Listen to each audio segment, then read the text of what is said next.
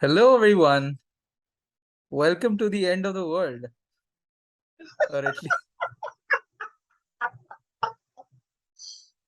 at least that's what it feels like for us, Better Call Saul fans. For us, Breaking Bad fans, it's 6 years worth of Better Call Saul that came to an end today, and the universe of Breaking Bad that came to an end after 12 years, which included 6 seasons, 5 seasons of Breaking Bad, 6 seasons of Better Call Saul, and the El Camino movie. So we're not just saying goodbye to Saul Goodman, but as we saw in the finale today, we said goodbye to a bunch of characters from Breaking Bad and Saul. So we're going to break down the series finale, which was a roller coaster ride, not just emotionally, well, only emotionally today, because Not just emotionally, but spiritually, sexually, physically. It was and it was a roller coaster that wrecked every minute, because at the end we were just a bunch of emotional wrecks. That's true. i Also, didn't i didn't think that I would get through the whole episode today. It was that heavy for me. It was oof. I was like getting irritated that it wasn't going faster.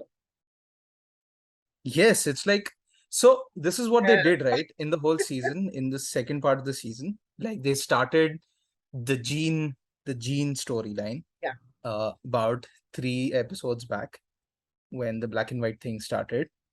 And when after the heist thing happened, the last 3 episodes or so, every episode, every minute of every episode felt like they're just, they're just eating every part of our emotional side of our brains.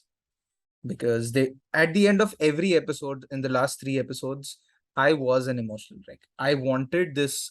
I sort of wanted this show to end as soon as possible, because I could not handle. Really?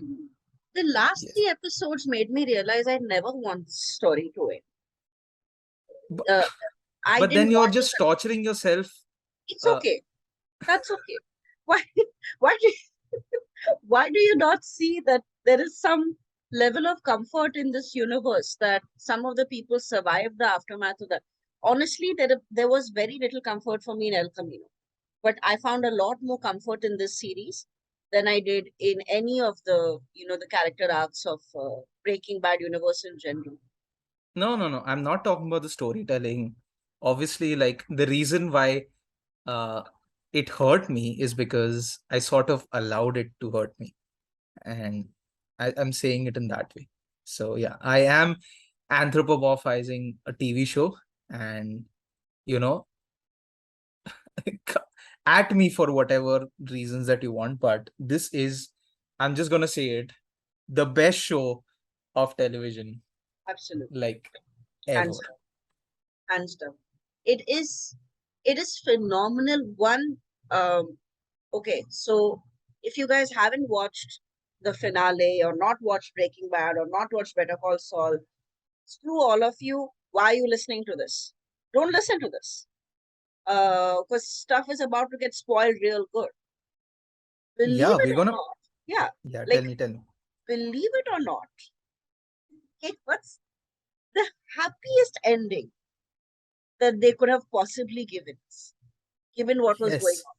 The And happiest. yes, and the fact that they we did not see it coming, even like with 20 minutes left in the episode. We did not see We a really happy. did. We really did. Because think about how they were narrating the story. They went into Gene's bullshit. Then they go into Saul's bullshit. Then they come out of Saul's bullshit. They go back into Gene's bullshit. And then you are now officially in a part of the story where it's like, okay, how are you going to end this? Is he going to die as Gene? Is he going to die as Saul? But boom, boom, pow, he's going to give us the ending of Jimmy, not Saul, not Gene, not anybody. They're going to give us Jimmy's ending. Is the only ending that we were rooting for, and to do it so well and so with so much of love for the fans, because the entire episode is an ode to the love they have for us. Because go through the entire last season, especially part two of the last season, it is like, it's like, it's like, do we not deserve anything good at all? Like, you start questioning that, right? Like, it's an audience, like, with Howard's, that's like, look, okay, I get it. And then Kimmy leaves her lawyer job, and she decides to stop being a lawyer.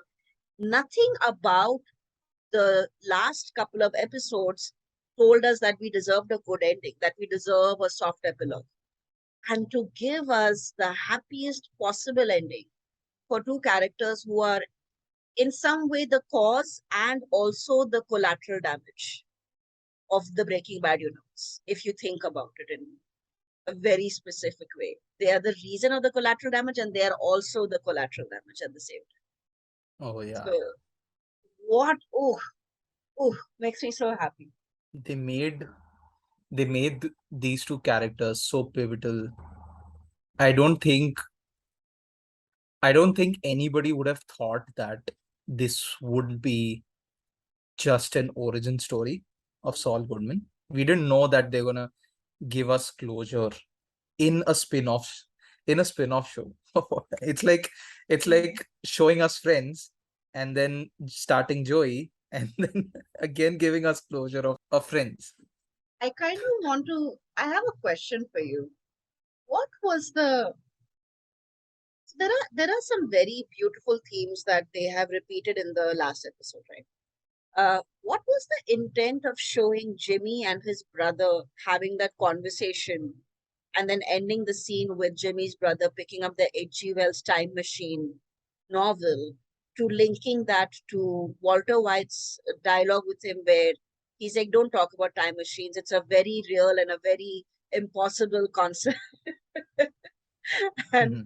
and talk about regrets. If you're asking about regrets, let's talk about regrets. Like, why was that? I loved it, but I didn't understand the context, to be honest with Okay, so we saw three flashbacks, right? you. Yeah. One with Mike, one with Walt, and one with the brother, with Chuck. The common thread between the three flashbacks is that we see Saul Goodman in all three of them, right? Jimmy is like obviously with Chuck, he's actually Jimmy, but he's always been sleeping Jimmy. That is Saul Goodman was always around, right? But the common thread between these three is that they're talking to Saul Goodman and not Jimmy McGill. And in every conversation, what we found out is that he's he's the most vapid character of all time, right? When Mike asks him, he's talking about money. When Walt asks him what regret he has, he's talking about he regrets breaking his leg or something. And I don't remember what happened with Chuck. You remember the conversation? Chuck, basically he tells him, you're going to come here. So Chuck has that has this issue where he thinks he's Yeah. allergic to electricity, right? So Jimmy comes in, or Saul comes into the house. He has like a whole bucket of ice cubes. He has fresh juice, fresh food, and he's like putting that into the bucket. And his brother goes, I could just hire somebody from my company to do this. You don't have to do this. How are you going to do this every day and run your practice? And Jimmy goes, you'd have done it for me. And you see his face, like Chuck's face, go. And because at this point of time, Jimmy doesn't know shit. Jimmy doesn't know what an asshole Chuck actually is. We know as an audience, we know as an audience what's actually transpiring behind the scenes, and that Chuck is trying to sabotage him. But the discussion was, okay, let's talk about your clients. And he's like, who you want to talk about? The old lady that was soliciting in some weird place, or the prostitute I'm representing, or this other guy who stole something? And so they all deserve representation. And Hmm. I thought that was his way of pulling at information that he has learned from Chuck, that it doesn't matter what he did, he deserves good representation. And that's why he reached out to that lawyer friend of his. I think that's the context of that. But the conversation between him and Chuck, when he says like, no, no, sit, let's talk, and he's like, I'm gonna come see you tomorrow. And at this point of time, I think Jimmy is more like doing his duties as a brother, but he obviously does not see him in the light of a brother, where you hang out with your brother and you bond with them and stuff like that. I don't think that's what is happening anymore. And then Yeah. he basically like says, "Okay, I'm gonna go by," and he just leaves. And then you see Chuck going over the kitchen counter, holding the book of H.G. Wells' Time Machine and walking away. Yeah. So with the book, this is the parallel that I do. Uh, so Time Machine is about a scientist who goes, who invents a time machine, and he goes in various points in the past and the future. Okay. So I think for us, through Better Call Saul, the show, we saw Jimmy being the connection between the past and the present and the future. And in a way, we also see him traversing himself through that. He went from being Slippin' Jimmy to being a sort of version of Saul Goodman with the guy that he swindles before before his lawyer days. If you remember that guy from Last Man on Earth, I think it's his name is Jeff. No, yeah, whatever. I don't Uh, remember. yeah, and then we see Jimmy McGill, the lawyer, and we see some transitions, right? Like from lawyer, he becomes Saul Goodman, and after breaking up with Kimmy, he becomes the uh, he becomes the egomaniac Saul Goodman, and now he's back to Jimmy McGill. So I thought like he's going from these, he's the connection, he's the pivotal point between the Breaking Bad universe and the Better Call Saul universe, and his story coming to an end. I don't see it as the Better Call Saul or Breaking Bad universe. I see the Gene storyline as something very, very, not the Gene storyline, but whatever happened in the last three episodes, I see that as a separate timeline altogether. So I thought that was a parallel that I drew between H.G. Wells' Time Machine and So Better Call Saul. uh, I I watched sorry watched I read H.G. Wells' Time Machine as a teenager. So now that you mention it, there's some stuff that is like coming back to me, and I had to confirm if that's actually accurate. So H.G. Wells' Time Machine uh, is basically about going forward in time, not traveling back in time. So he goes into, so the first instance when he tries it, he realizes he's gone 5 hours ahead into the future. And then he goes several years ahead into the future. And if you tie that up with what Walter White told him, that it is a theoretical and impossible concept, you cannot go back in time. But, and I think the takeaway from that storyline and then showing the H.G. Wells storyline is you can try to go backwards and it won't change anything. It won't change the outcome. It will just help you reach another, reach the same destination a different way, probably with more chaos. Or you can move forward. And I think that was the intent of the whole time machine thing, that you can move forward if that's what you choose to do. Because in the science fiction storyline, it is about exploring the future. And I think that's what he ended up doing, because he you cannot go back. This is, and I think that is the whole premise of Better Call Saul, where it's like you cannot return from what you have done. You have to deal with it, or you might as well die. And anybody who didn't deal with it died, if you think about it. Yeah. Whoever could not accept what has happened in the past actually died over nothing, over stupid shit. So stuff that was avoidable. And I think that was the more I think about it, the more I realize that it is very, very unintentional sometimes, but they give us so much to play with as an audience. So much to play with. Like they give us so many little elements to have fun with. Like I was so upset. I think this is what 10 minutes ago I was so upset, so that it is over. But I will forever return to this series knowing very well that I'm going to see one new element that I missed the first time, one new detail that I didn't catch the Yeah. first time. And Saul Goodman So I binged, I think, 2 seasons. So Sanket is a purist. He watches it the way it is intended to be watched, chapter wise. I binge. So I have watched everything, and then I think I watched the first couple of seasons, like, one season at a time, and then I binged 2 seasons. And then this one was a very slow, very torturous experience for me because I had to like watch one episode at a time. And my God, I have no regrets about binging, about watching it slowly. This is a show for everyone. I don't care if you don't like Breaking Bad, because guess what? I don't care for Breaking Bad. I love El Camino more than Breaking Bad. I love Better Call Saul more than Breaking Bad and El Camino. And Boo. and, and for me to see this happen, and I remember the first time Sanket told me, like, you told me you have to watch Better Call Saul. And it's like, oh, isn't that like the Breaking Bad spin-off? I was not very enthusiastic. I'll be very blunt about it because I felt that Breaking Bad had a lot of it was obviously very well written, but I also felt like there was too much cinematic license used in certain elements of the storyline, which in the grand scheme of things, I wonder if it would actually be possible. Whereas Better Call Saul is very realistic, but it feels very surreal. It's so weird. But the starting and the ending shot of him and Kimmy standing in the silhouette of the light, having a cigarette, and the same song is playing again towards the end, where they're Yeah. doing the same thing, and that line cracks me up so good. It's like, you got them down to 7 years. So yeah, and it took 86 years. You never know with good behavior.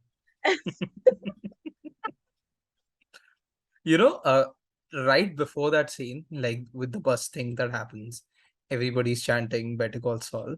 Yeah, yeah, yeah. And while he's cooking, they're calling him Saul. Yeah, And that's when you think like, oh my God, this is again, it's somewhat a sad ending, because just when he became Jimmy, people still yeah. want to call him Saul. He's still Oh, known by Saul. That is the image that he's gonna be stuck with. And then you have the oh, Kim scene, which was just yeah, so beautiful. yeah. And you also see him like have a small smirk when they are chanting his name, Saul, Saul, Saul. We see him have like a small smirk, like kind of like, I think this is him immediately for the first time just giving in to the flow, because everything up until now is an upstream battle, right? Like he's trying to go against the current in everything. His brother didn't want him to be a lawyer, he became a lawyer. He wanted to represent classy clients, he became a representation for like drug lords and mafia. Everything is an upstream battle, and this is the first time where he just gives in, because as much as he wants to be Jimmy McGill, the the the irony is that Saul is actually going to protect him in prison. The Saul persona, it's going to protect him, because guess what, he isn't a person who put away bad people, he's a person who advocated for the bad people. So he's Yeah. gonna be fine. And I also like the way they fist bump each other when he said, "I got you. I'm gonna take care of that bread," and he goes to go see his lawyer. We realize later on is Kim. I actually had a question about that. So she says that there is no expiration date on her New Mexico bar license. Is that what she says? Yeah, it means that she's back to advocating. Back to being a lawyer, right? So okay, I Yeah. see. Because I um actually, I did think about that, because I do remember in one of the episodes her talking about how she's cleared the bar in several states and stuff like that. So So that thing happened, right? Like we see her in Miami. yeah, That's when we see her for the first time in this episode. We yeah, see her in Miami, and then she goes to that law firm, yeah, legal advice thing. yeah, That's when we know that, a big thing is off her chest, when she confessed, and now she can actually do what she wants to do. It's yeah, like this was the only thing that was stopping her from doing what she wanted to do. So now that it's off her chest, Now she can, pursue things. Now she can go back to her original love, which is helping people. helping people. So, what do you think is the significance of the final finger guns that he shows Kim? I So, don't know actually. I thought it was like it's what he says, right, every time when he says Better Call Saul. I thought it was something yeah, like that, but I I think I I think it's more than that. Something more than that. also did you notice that they stuck to the narrative of the grayscale, right? So everything in present time is in grayscale. Everything that has happened in the past is in color, and they stuck to that till the end, like till uh, Hmm. which means now they've officially established that Jimmy is in current times in jail, right? Because that was Yeah. the grayscale. But did you notice that when she lit his cigarette for him, the flame was colored? Yeah, it's like, so the first episode when we see her, when we see them, they're outside the HHM office. They're smoking, Yeah, right? yeah, They're back against the wall. It's like it's them telling us that to, it's them reminding us of that episode. yeah. But I thought it was more about like an old flame. Like now Hey, they're that's officially, great. like they're officially each other's old flames now. Like they can acknowledge it. Like imagine being married to a person and not being able to acknowledge that you were married to them, that you had a life with them, and now they can acknowledge that openly. And she comes to visit him, and it is so. I just love the evolution of Gene to Saul or Gene to Jimmy, because when he's negotiating his time with the council, he has his hands behind his head and he's looking at the ceiling, and he's become like Saul, like properly Saul. Yeah, And yeah. So you went from uh, Gene to Saul to Jimmy. Yeah. yeah, and we got to see we got to see everything that Kimmy saw in him uh, Hmm. in the final episode. Because let's be honest, there's a very large part of even me that did not understand why Kimmy was with him, why she was in love with him, why she cared about him. And that line between her and Jesse Pinkman in the previous episode, where he has a discussion with her about, say, I know who you are. You helped my friend, the guy who stole baby Jesus. It's like, yeah, from the nativity. Why would you steal baby Jesus? What are you gonna do with it? And he looks at her and he's like, so the Saul, is he any good? And it's such a tender moment between two, like you very rightfully pointed out, two uh, deuteragonist, two supporting characters who I used a very vanilla word. I called them sidekicks. sidekicks, yeah. But they're not sidekicks, are they?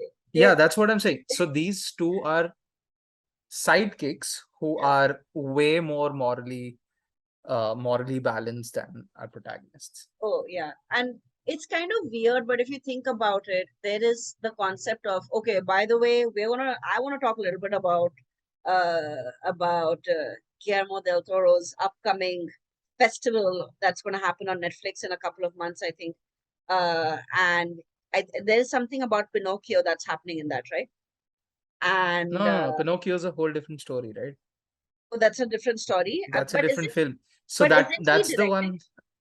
Yeah, yeah, he's Okay, directing okay. it. That's Okay. the one for us, I guess. And the Oh, anthology that he's gonna make, it's for that him. is for him. Okay, okay, okay. I'm so I excited. somewhat, I somewhat love the ones that he makes for himself.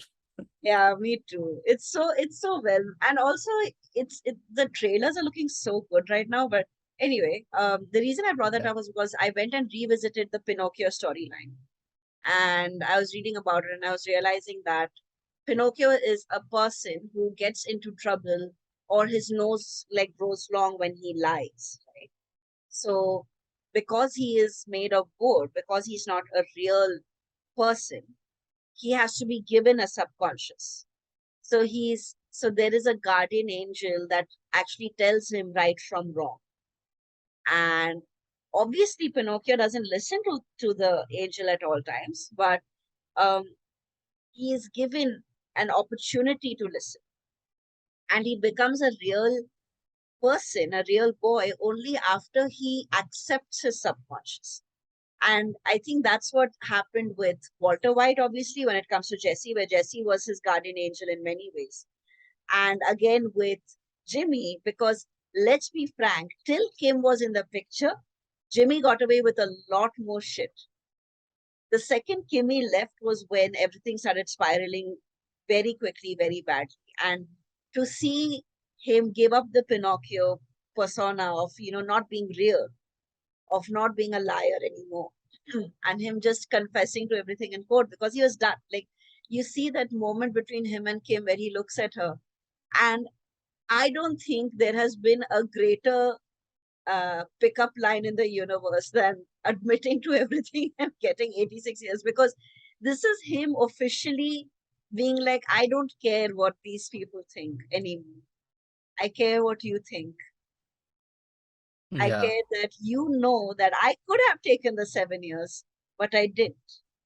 So Oh, that's that's exactly how I saw it. And so this is what I thought. Like the reason why he wouldn't have gone to Jamie if it wasn't for Kim. Saul wouldn't have become Jimmy in the last episode if it wasn't for Kim. Like we saw Jean become Saul when all of that thing happened. Like even after seeing Marie, even after seeing someone whose husband has died because of him, that also did not change him. Okay. But and he strikes up a great deal, 19 years or something. seven, He even 19 years, right? 7 years. Really? He whittles it down to 7 years, Jimmy. You're talking about his sentence, right? Jimmy's sentence, right? No, not the final sentence. When he's striking up a deal with them, when they are on the table, Oh, right, right, right. right? Yeah, he's S- whittling it down. Yeah, yeah, I see what Yeah. you mean. Yeah, yeah. So he gets it down to 19 and he wants some ice cream or something also. What is it? Ben and Jerry's? No. Some chocolate mint chip, which I Yeah. don't understand why people like that. I was so disappointed that that is Jimmy's ice cream. It tastes like eating toothpaste. It's disgusting. I hate it. Have you tried it? Don't. Ace Ventura loves it. Uh, And remember that scene in Ace Ventura when that fucking homophobic scene in Ace Ventura when he realizes that Einhorn is a man and he eats the whole oh, toothpaste. oh God, I'm cringing so hard right now. Ew. No, it's not. It's not just that. It's just you're right. There are these little details in the storyline which are, I don't know, it's like a final fuck you, like, oh, I'm So gonna do whatever I want. And I so want the nice prison where there's a golf course and some shit like that. yeah. So and he would have managed to get that as well. Okay. Even if they did not know about Howard Hamlin. So when if they did not know about Howard, he would have struck up a deal. He would have gotten a great sentence and everything. Yeah, yeah, yeah. But it happens that when he's striking up that deal, he hears about Kim, about confessing, about Howard, something that they went through together, Yeah. right? And he's talking about they bring up Kim, and you see the expression change in his face. And the next time when we see him, he's in that plane, Yeah. and it's like it's very obvious now when if you see that scene again, it's very obvious that he has a plan ready, that from now on he's become Jimmy, and it is only for Kim that he's doing that. Yeah. He realizes Kim somehow again manages to get him on the right side, get him back on track. I think she's the catalyst between him getting back to being Jimmy McGill. Yeah. Also, I feel like it's the, of course she's a catalyst, but I think in that moment he realizes that she still holds on to the stuff that they have done in the past, because in the telephone booth scene you see him wrecked, like he's done. Now he has no one. That's why he goes back down that horrible path again where he's running schemes. And Yeah.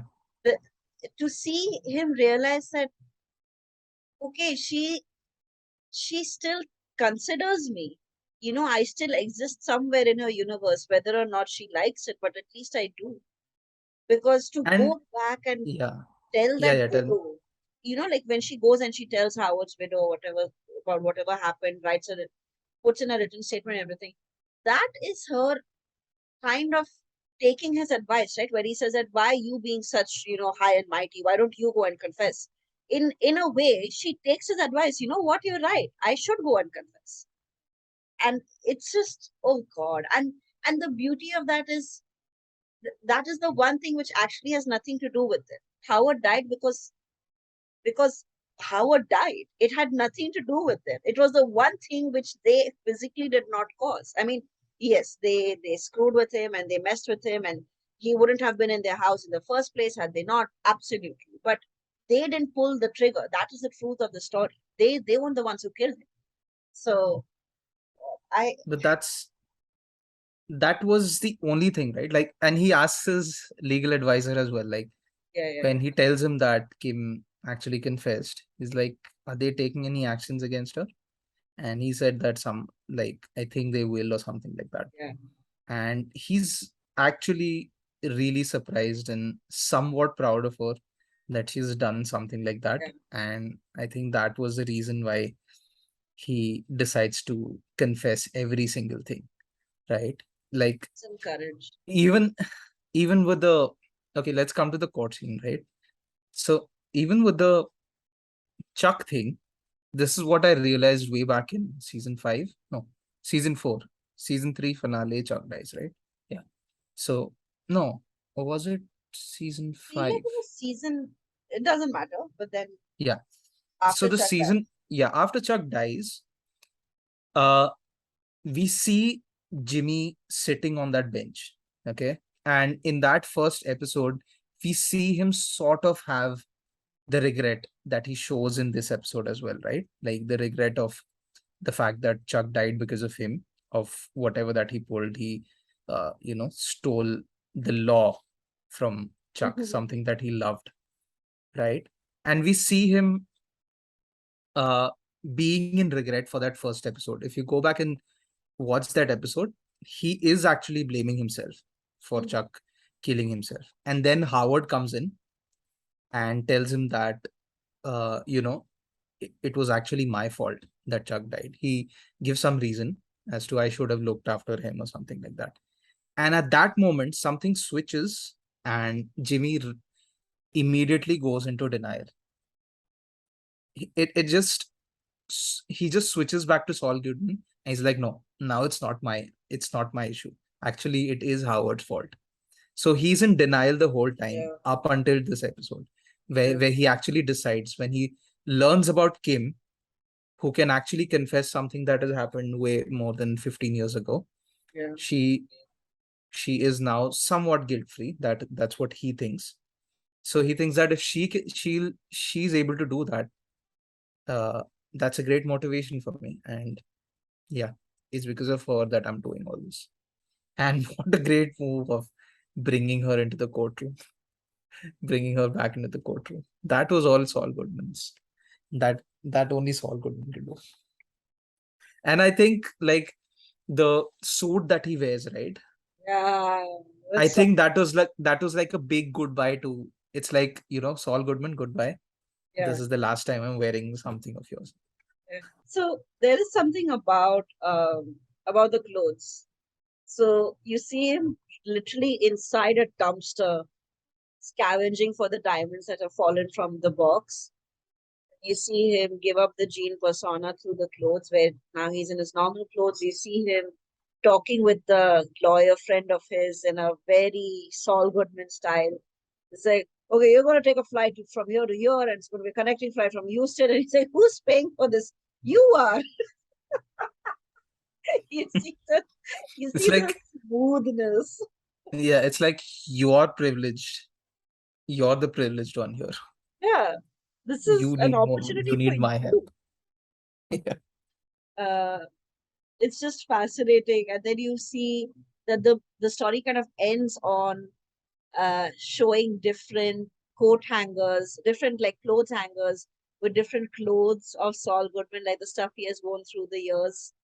And um, you see him kind of looking kind of like Chuck towards the end, a little bit more like the hairstyle becomes more Chuck like, combed and swept backwards.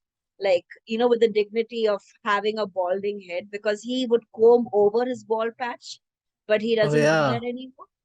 You can see him Wow, yeah. uh, small things, man. They didn't let shit go. I really appreciate the continuity in showing Kim's hair still darkened, because Kim's hair is like darkened when she uh, decides to be with that other man or whatever.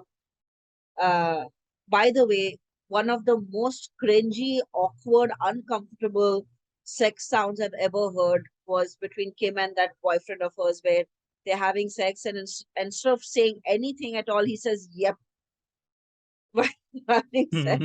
He says, "Yep, yep, yep." It's gross. How yuck! Like how the mighty have fallen, truly, like in that episode. I But think yeah, it's like also because she's half interested in her life right now. yeah. So she doesn't care about any of any of the things that's happening in her life. Like she doesn't care about mayonnaise, let alone Oh, sex. Mayonnaise is better than mm. sex, right? I should think so, because he makes her do it with Miracle Whip, which is you. It's like lard. You can't cook with that. You can't make a sandwich with that. But anyway, um, yeah, the evolution of Kimmy as well, and I think it's not just one thing, right? It's not just Saul reaching out to her and and uh, asking her what she's up to and stuff like that. It's like so many little things kind of finally break her down, where her life has come down to picking between a vanilla and strawberry ice cream cake for her colleague. And she's far too brilliant for that, unfortunately. I mean, to not sound like that snobby asshole, but Kim is far too brilliant to be doing what she was doing in the aftermath of everything that happened with Jimmy. And to see the I really want to hold Kimmy and brush her hair and feed her grapes. I just feel she went through everything in the name of love. Like literally everything in the name of love. Oof. Like again a show like Breaking Bad. Again something like Jesse, where you feel so much more. All our sympathies are towards the secondary character. And all our love for the main character is because of the secondary character. Like, Yeah. I don't think we could have appreciated Saul without the existence of Kimmy. It's Oof. not possible. Like you can't appreciate Walter White without Jesse going bitch in the background because you can't. He's Yeah. pivotal. He's the reason Walter White got away with as much as he got away with. Um, and what So they've written. Oof. let's start a petition right now for Vince Gilligan and Peter Gold to start a Slipping Kimmy spin-off. I would really like that. I would really like if she had if there was a spin-off between her outside and him inside, because I bet there are a lot of good stories to tell over there of Saul in prison.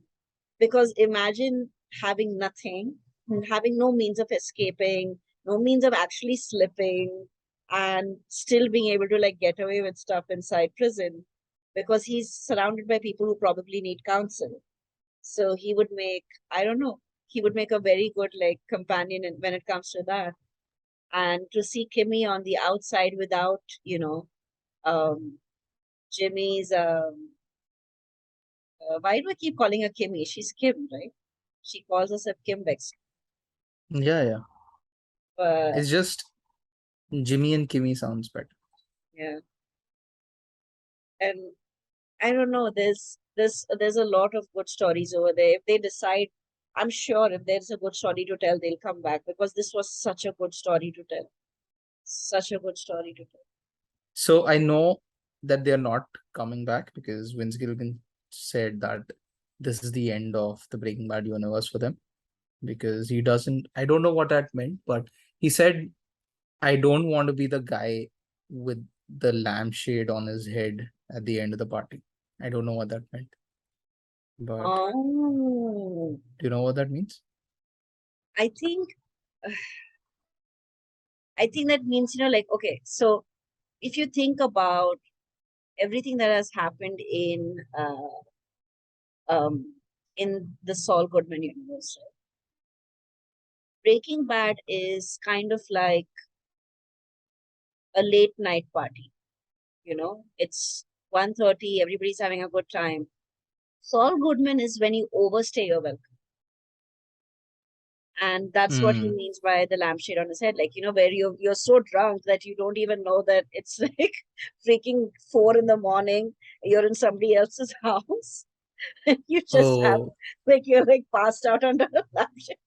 Like and also like, that person.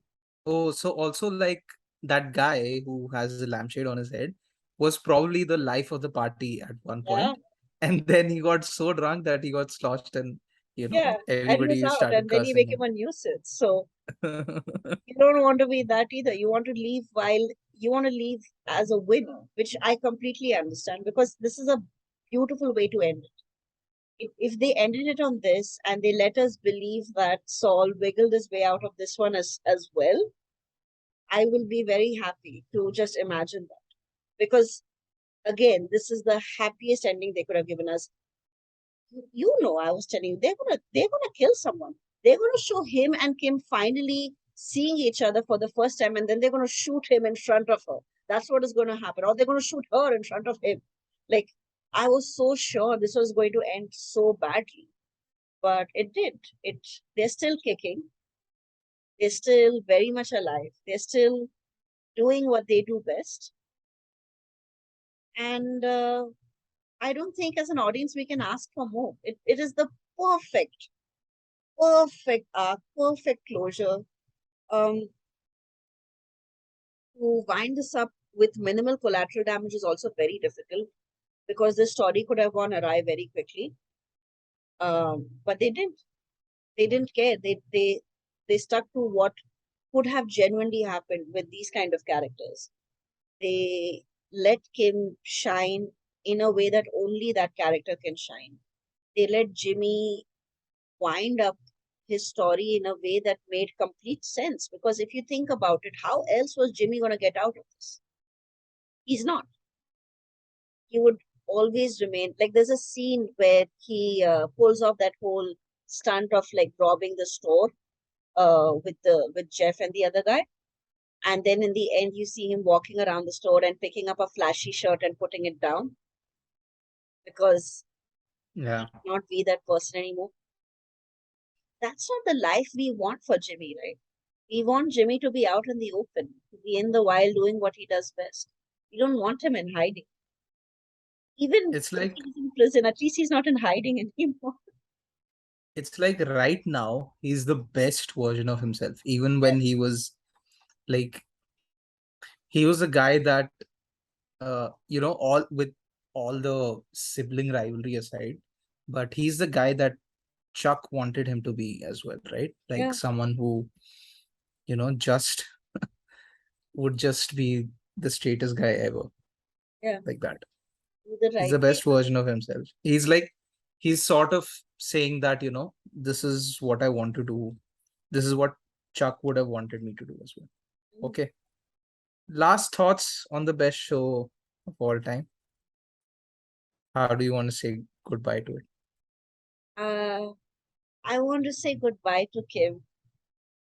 She's my beloved. I love her so much. I love her so much. I don't think there is, there are these characters that you really wish, adopted you and stuff like that. I wish Kim adopted me. I think I would have so much fun if she, she was my family or something, because she's wonderful. She's perfect. And I don't know. She has this stark beauty about her, which, would go so unnoticed everywhere else, but it's shown so bright in the story. And I want to say bye to Mike. I think Mike is that scene between him and Saul in this episode where he says, "You realize you're actually sitting on $7 million. You just take it and split it." It's like, no, no, I think they would have a problem with that. Say, who's they? They don't matter. The the I don't know, it's such a dad thing, right? Where you just like you don't give any explanation, you're like, no.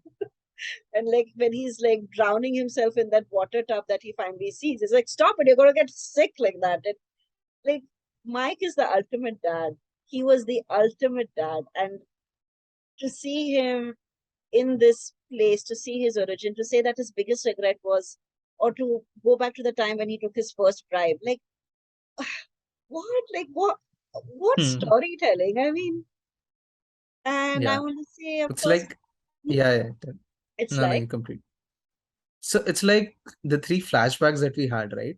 So they weren't all like, apart from Walt, I wouldn't say they were like father figures, but they were characters. They played roles, a certain role in his life where he could have learned a lot of things from them, but he was so in on himself. He was so, you know, he had yeah, his head up his ass so much yeah. that he couldn't materialize on anything. He couldn't do anything about it. I am realizing now, saying bye to Jimmy is like not saying bye to him at all. It's basically like just waiting for him to figure out what he's going to do next. But if I do say bye to Jimmy, I just want to give him a big hug. I want him to know that, whatever happened with Chuck was not on him. If his brother couldn't tolerate him getting a degree from correspondence school and he looked down on him because of that, that's not on him. That ultimately it isn't. I mean, we want to believe otherwise. I think there's a scene in the season, in the aftermath of Chuck's death, where the ambulance is taking the body away and Howard kind of stops him from seeing the body, and he doesn't see the body. He just stands there because he believes he doesn't deserve to see his own dead brother.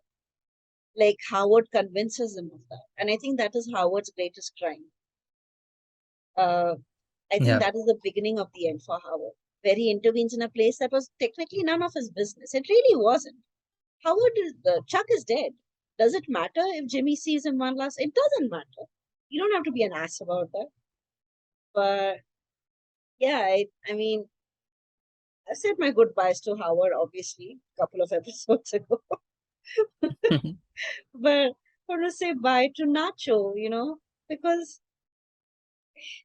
he was, damn, I feel so bad for him. That scene between his father and Mike, like, I cannot, I don't think I'll ever be able to get over that scene. So you're all the same. You're all the same. He looks at Mike, and we love Mike and we uphold Mike as this moral hero type of person, but in someone's eyes, he's a villain. And that's the best part of the story, that everybody's a villain in someone's story. And there is no better way of giving us this gift, this last episode as the final gift. And I don't know. If I had to say bye to all of them, I would just say that this will forever be, if I ever write something, if I ever create something, this will forever be the top 10 reasons I wrote something that made me want to write something, create something as beautiful as this. Whether or not I succeed is a different question, obviously. Yeah. This is gonna be a reference point for years, for decades to come. Yeah. Right. This is a new genre altogether. They created a whole genre, and that's something that very few people in history have managed to do. I'm going to say this, like, these guys should be up against, the best writers ever to have existed in history. Vince Gilligan and Peter Gould. And not just them, like obviously all of the people who are involved with the show. I just want to say thank you for creating something like this, for being the best reference point of our generation. Yeah. Like no matter what happens, and it's like, oh my God, that aged so poorly. Well, let's talk about Better Call Saul. That never aged, let alone aging poorly. Literally, because they were narrating the story backwards. So nothing. I don't think there has been better character development for any story, especially a storyline like this, right? Where you can get away with a lot. Like, what is that Yeah. iconic dialogue of Harley Quinn? We are bad guys. That's what we do, right? Mhm. When she says that, it is automatically creating a license of no matter what happens, we are going to come up with a reason and we are going to save them or keep them alive or something, right? And you can do the same with any of the characters in Breaking Bad. You can do with any of the characters of Better Call Saul because they've established themselves as the bad people. But to not allow that to happen, to give us, a sliver of hope even for those who are bad, it's very difficult to do that, and to do that in a way which is not preachy. Think about it. Every time there has been a role reversal of a bad person, finally trying to do something good, it's very preachy. This is not preachy. This is basically, it's a giant love letter to Kim Wexler. That's what it is. If you and what a great way to say I love you. I don't think there has been a better way of confessing love to someone than accepting 86 years in prison. It's like, if you think about it, it's like Veer Zara. Oh no, don't do this. Yes, Don't be this person. he he Ugh. he accepted to get jailed for 50 years because he didn't want Manoj Vajpayee to torture Zara. He did it only for Zara. He gave up his job and he was in a Pakistani prison. Kaidi number 786. I'm going to say something right now. Don't wink at me. Don't laugh at me. Don't look in my general direction.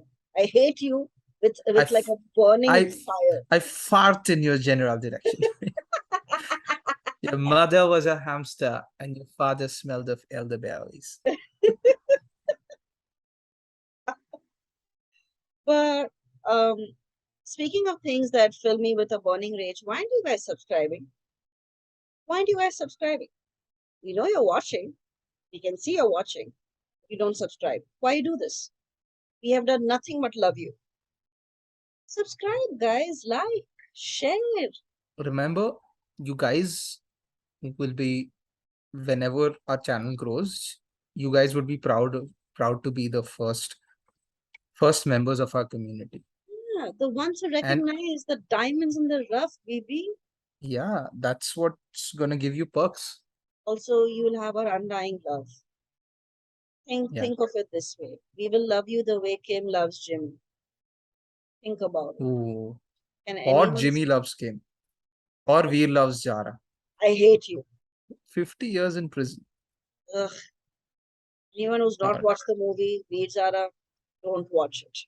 Just Hey, whoa, whoa, whoa, whoa, whoa. Okay, okay, okay. Tell us in the comments if we should have a poll on Visa, because it's one of the best love stories of all time for me. no, it is not. No, it is It not. okay, conversation for another time. Let's do it. Let's do it. What say? If we get uh 25 likes on this, we do Veer Zara. You have Guys, like this very video if you want a low or very high Veer Zara deal. expectations. I don't know which one it is. You have very low or very high expectations. Think of Okay, fine. I'm not putting this. I am Okay. I have nothing but love for you, but guys, please subscribe. We're serious. Subscribe, like, share, comment. Tell us what you want us to like review next or talk about next. It's just two friends yapping. It's nothing else. Give us a shot. Give us a try. And tell us what we're doing right and what we're doing wrong. That's what we want you to do every week. It doesn't take up much of your time, but it does a great deal of help for us. Absolutely. And Okay. it's free.